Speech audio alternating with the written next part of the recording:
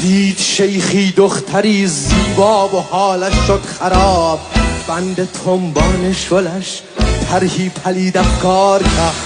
در پی دختر فتاد و راه را بر او ببست، دست بر تسبیح برد و این چنین گفتار کرد.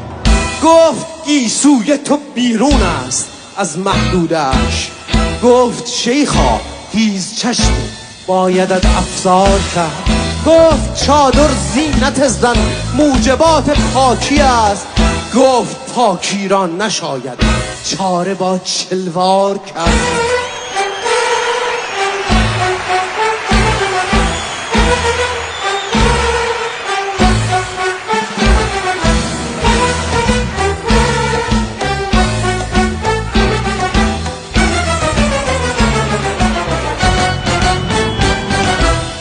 گفت من فرمان به کشور میدهم آنگاه تو، گفت باید گریه بر آن کشور بیمار کرد.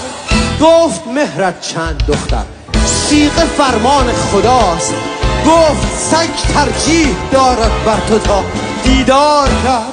گفت در زیر عبایم جای تو امن است و گرم، گفت باید بر عبای چون تویی